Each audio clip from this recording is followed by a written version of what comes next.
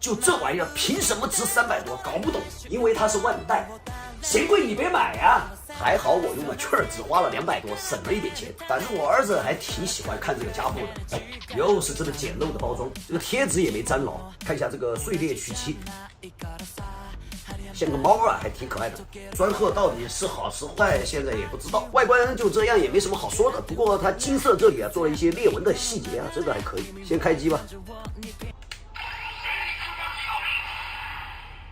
其实我觉得声音有点小，而且我没有连外接的麦，可能现在听起来会有点不清楚。攻击音，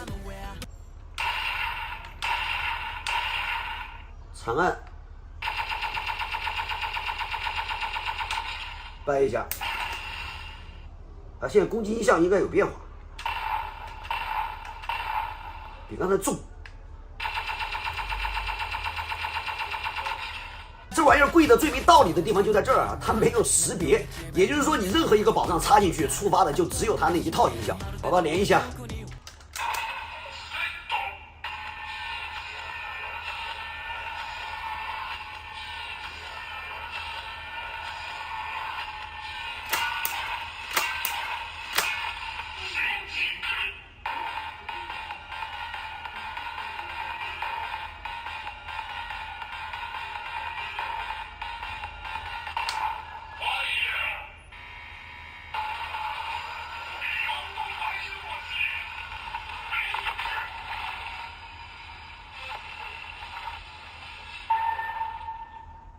哎，说实话，它这一套音效倒是真的挺好听的，特别有感觉。必杀，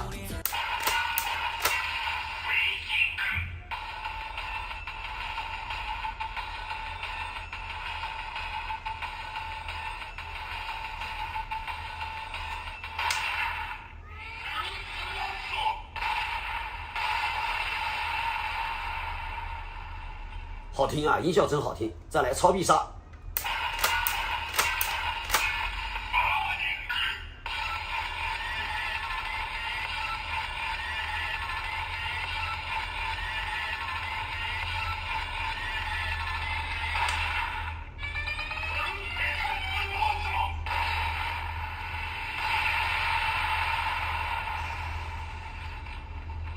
nice， 音效是的确做得好啊，的确做得好。掰一下有没有啊？